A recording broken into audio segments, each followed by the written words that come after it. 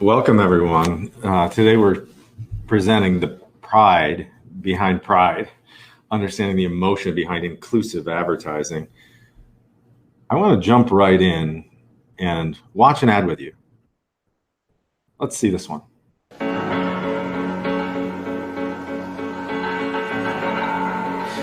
don't own me.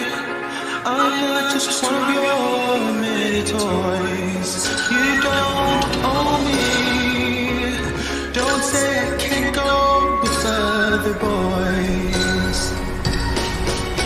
And don't tell me what to do. Don't tell me what to say. And please, when I go out with you, don't put me in the same class. You don't own me. Don't try to change me anyway. You don't own me. Don't tie me down, 'cause I'll never stay. I don't tell you what to say.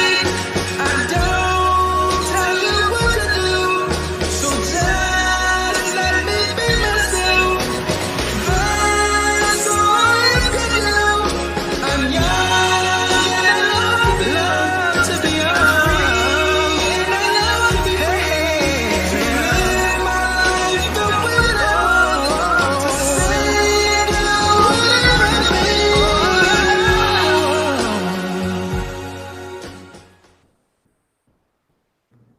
So I want to ask you a question after watching that ad. Do you think this ad improved perceptions towards the Orbitz brand? Was it good for the brand?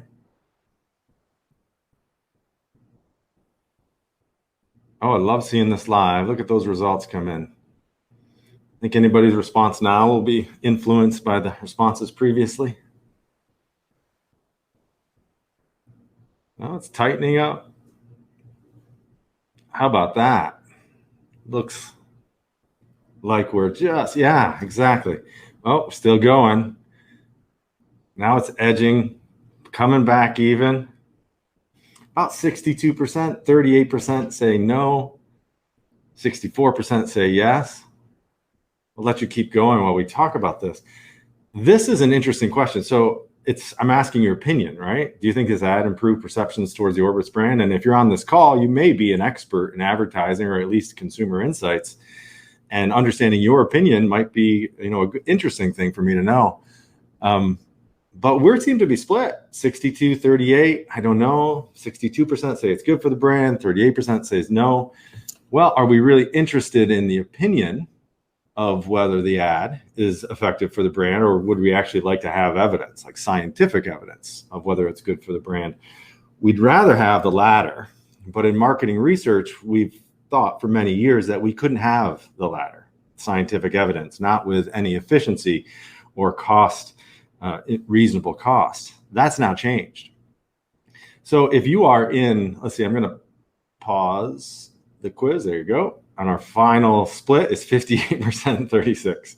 6% chose not to answer. If your job is to understand whether your advertising is tone deaf or not, how do you know?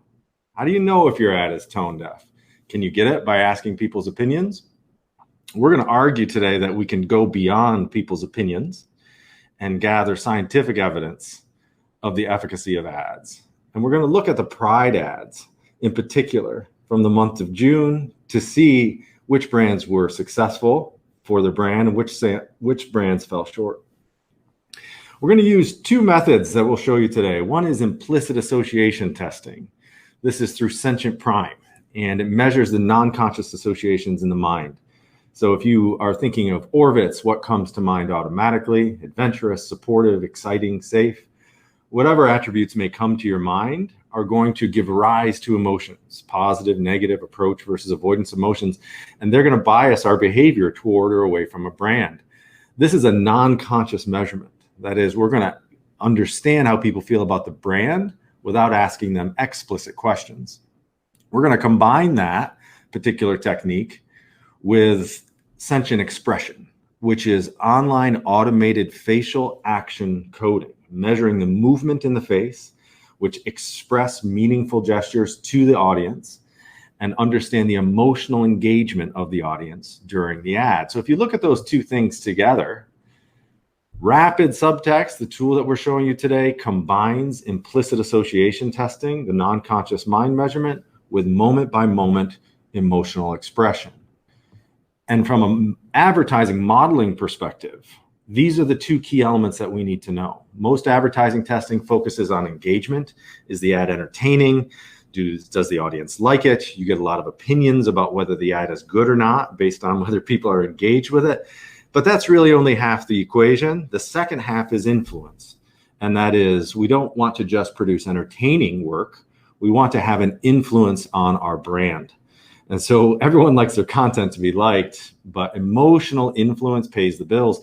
And imagine what you can do when you're combining these two technologies together into a single automated behavioral science solution. I'll give you the basic experimental design. Given this is an insights audience, I think you'll appreciate this. It's a pre-post design. There are about 340 participants that go through each of these tests. It's a monadic design, so you're exposed to just one of the test assets, an ad in this case. We're going to take a baseline. We're going to measure your implicit emotional appeal towards the brand. That's how you feel non-consciously towards a brand before we show you an advertising. We'll measure associations of brand attributes using Sentient Prime platform. And then we'll input specific brand KPIs depending on the individual brand and what they want to learn. So imagine that's a pre-measure. We'll then expose to the ad. And during exposure, we're going to turn on sentient expression, which is facial action coding. And we're going to capture the moment by moment emotional reaction to these Pride ads while they're being watched. And then after exposure, we're going to ask those same brand KPI questions. We're going to measure implicit attributes and we're going to measure implicit emotional appeal towards the brand. And we're going to look at causal change. So you'll notice in all of this work, we're not actually going to ask people's opinions about whether they think the ad is good or not, because that's a proxy measure for what we really want to know, which is whether the ad is good for the brand or not. And we can amass scientific evidence to make that argument and not have to rely on opinions. Once we get that, we'll plot the effectiveness of ads on both engagement and influence. And then we'll take you into a diagnostic analysis tool where you can cut your moment by moment data by the change in implicit attitude data. It's a new to the world tool that allows you to pinpoint the moments of your creative that are related to change in the non-conscious mind. What a better place to test this tool than within Pride ads. So let me play this one for you. This is Coach.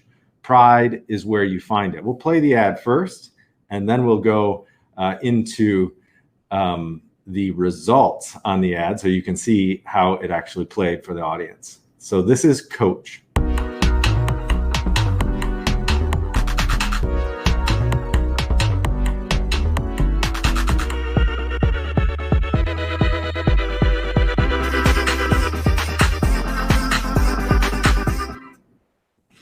So what do you think? Let me ask you the question again. Is that good for the brand?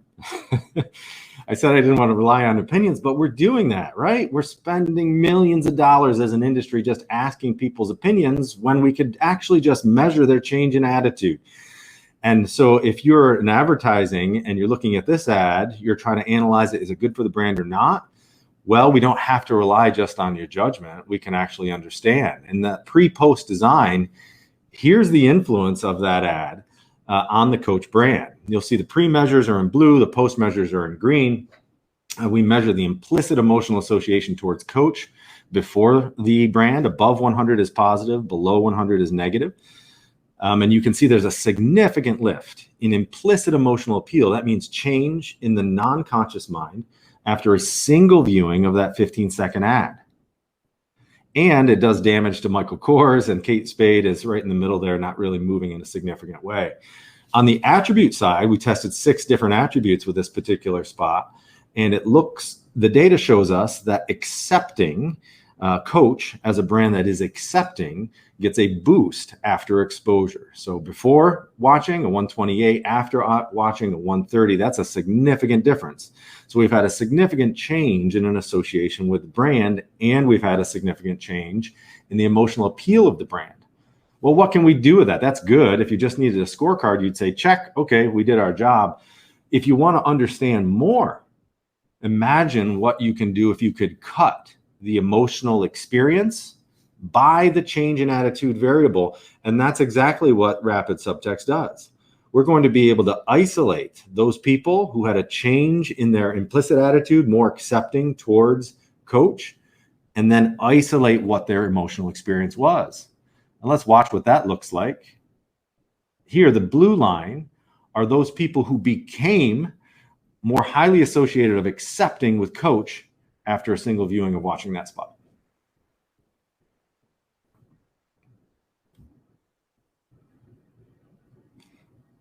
There are a few key moments. There's laughter, and the character is going to come back in and dance. And we see an elevated emotional response at key moments among those people who find the brand more accepting. Now, just from a product positioning perspective, you can understand why this ad does well for the Coach brand. The product is featured. It's front and center. It's an authentic integration of the product and the brand into the story that they're trying to show, that they're trying to tell. And it doesn't feel forced. This is the line, and it's consistent with the theme that they were trying to portray for the brand. So let's contrast that again to another ad. Here's another one in fashion.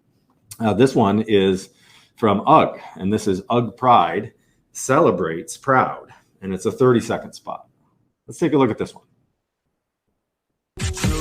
I feel like it's common decency to respect people's pronouns. The process of figuring out my gender has made me more comfortable with myself. You should be able to identify the way you identify, because nobody else should be able to control the way that you are. I've always understood the value of loving myself. I need people to accept me on my own terms, no matter what label I'm walking up to the party with. Don't settle for anything less than what you deserve, and just keep fighting. If I had told you that was for UGG, would you have? Hadn't told you it was for UGG, would you know it was for UGG? If I didn't land on that last UGG card. Well, interesting, right? Another product ad. I don't know if you noticed this, but the slippers within that ad, those are UGG slippers, and they're featured throughout. Maybe you recognized some of the main characters within the spot. But I want to show you some data. We don't have to rely on opinions of whether we think that ad is good or not. If we were to ask people, do you think that ad is good for the UGG brand? What are they going to say? Yeah, exactly. It's very inclusive, right? You're trying to show, you're going to get those, but nobody's going to tell you it's not good. But is it good for the brand? Apparently not. In fact, it appears that UGG is bringing everybody down. Look at this decline, non-significant, but in the wrong direction for UGG. Sorel is going down. Boggs is going down. Nobody's feeling better about these fashion brands implicitly after watching that 30-second spot. Now, that's not what you want, right? That's not the purpose of this advertising.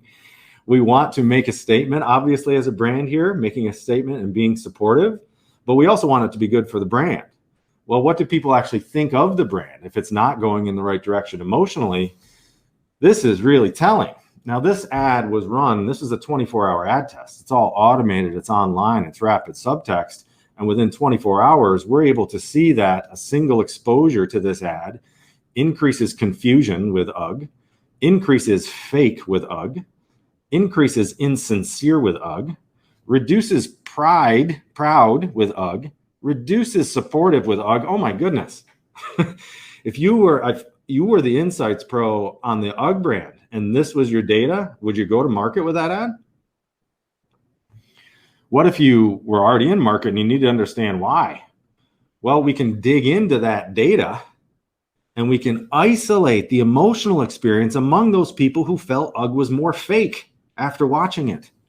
And here is that emotional experience. You'll find those people whose implicit attitude towards UGG changed after watching this. This is what they felt. I feel like it's common decency to respect people's pronouns. the process of figuring out my gender has made me more comfortable with myself. You should be able to identify the way you identify because nobody else should be able to control the way that you are. I've always understood the value of loving myself. I need people to accept me on my own terms, no matter what label I'm rocking up to the party with. Don't settle for anything less than what you deserve and just keep fighting. Wow. Look at this base down here. We're having a really negative emotional reaction, and it's amplified among those people who feel the brand is more fake.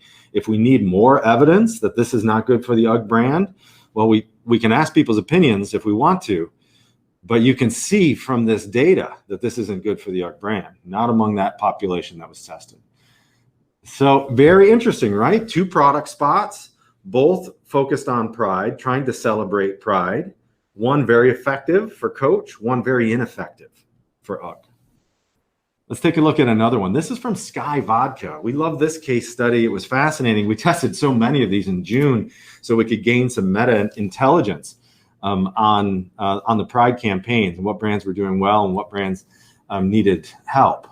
And Sky Vodka was a really interesting case study because their implicit brand appeal to begin was actually quite low relative to their competitive set. Let's watch their spot and see what we think.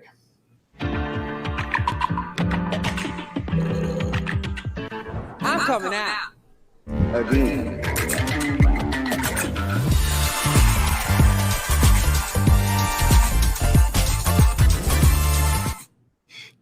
So let me ask the question again. Let me ask your opinion. Is that good for the brand?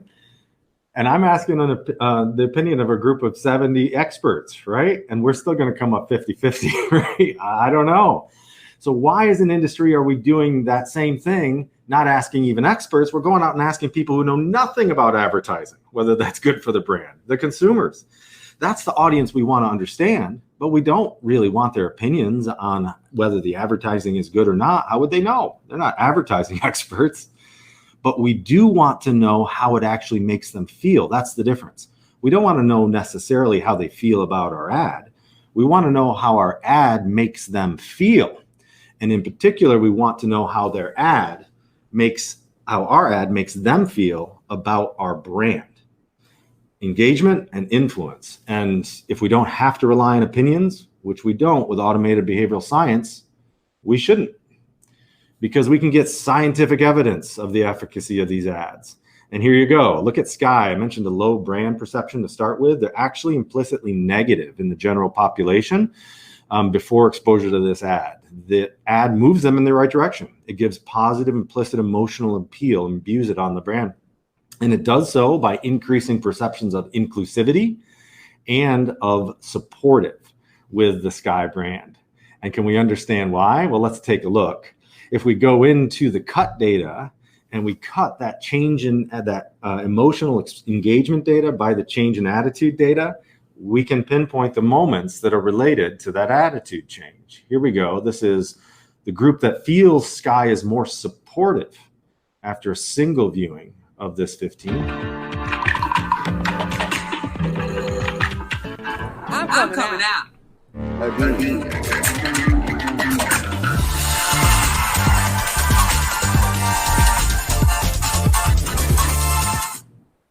Really interesting. So Sky's trying to do this in an authentic way, and they've got a little play, right? It's time to come out again, and that's a play for COVID as well as LGBTQ.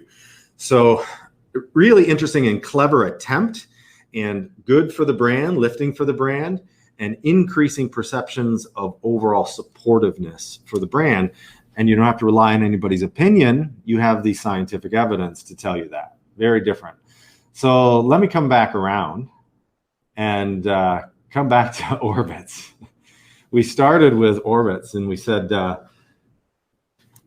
and is this, we want your opinion, is this ad good for the brand?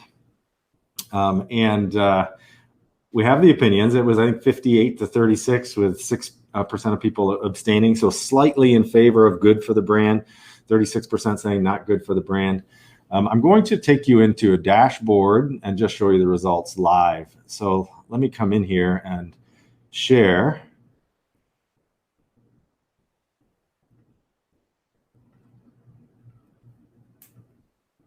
this tab. Everybody see this? We're in the dashboard, and we're showing you how you can analyze this data moment by moment. I know everybody's waiting for the answer. Oh boy, you see that line, you might know the answer.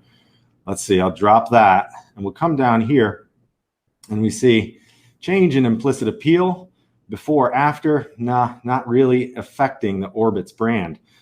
Perhaps that because the Orbitz brand doesn't appear for over a minute and 27 seconds in that 90-second spot. But just like we saw with another ad, they do seem to be bringing the whole category down. And why is that? Orbitz is perceived as less accepting, less supportive, more fake, more confusing after a single exposure to this spot. So if you have this tool in your hands, not only do you know the outcome, the influence, not moving the needle for your brand, hurting the category, and then on attributes, hurting your brand. If you want to understand why, well, let's go in and take a look at the emotional experience of people overall. There it is. Below 0 is a negative valence on emotion, net positive versus negative. And I'm just going to highlight here, these are the people whose implicit attitudes towards the brand become more negative. That means a single viewing of this spot is changing the non-conscious mind in the negative direction towards your brand. The dotted line is the emotional experience that those people had. Like, they weren't negative before they came in, they were more negative afterward.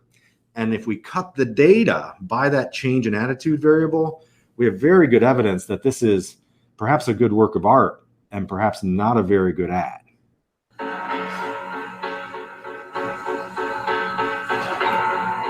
You don't own me. I'm not just one of your many toys. You don't own me. Don't say I can't go with other boys. I'm going to pause right there. Don't say I can't go with other boys is the line right there. And when you're analyzing facial action coding emotion data, you want to look for the inflection points. You want to look for the moments of change.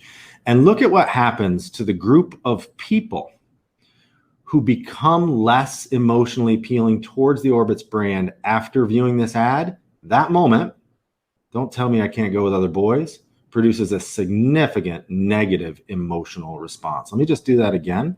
And I'll also drop in the line of people who feel that the brand is more fake, so you can see some of that red, or less accepting. See how that's working? Here we go. Toys. You don't own me. Don't say I can't go with other boys.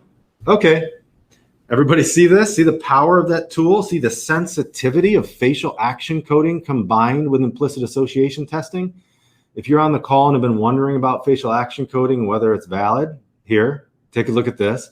If you've been wondering if it's sensitive, do you know another tool in the market that can do this in 24 hours? Capture the change in the non-conscious mind and tell you which moments of your ad evoked emotion that was related to that change? There's nothing else like this in the market, brand new to the world.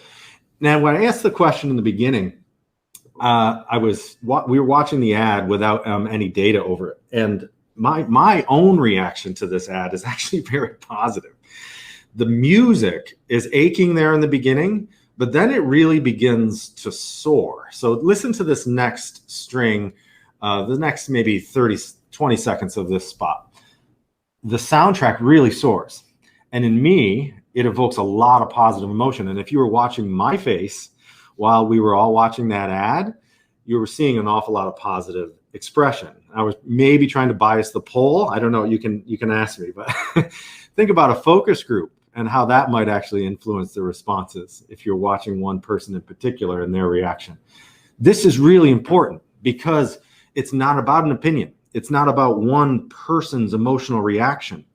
It's about the general population of interest, your target audience's reaction to the ad. And so as we watch this, while I smile, not the rest of the population on average is not. Let's see if you're smiling. Here comes. It's soaring. But what's happening to the emotion? The opposite of what we're trying to do, right? Whew. So if you're just listening to that, beautiful. It could be really uplifting. Does it look like it's uplifting for this audience? It doesn't. If you're the brand manager, you may be feeling really proud about this ad. It's really can be inspirational, but is it good for your brand? That dotted line is the emotional reaction among people who felt worse about your brand afterward. We'll continue on just a bit. You don't own me. Don't try to change me in any way. Don't tie me down, cause I never We're going to do it again. Here we go. Ready? 1, 2. And this dancing should be wonderful. It's not.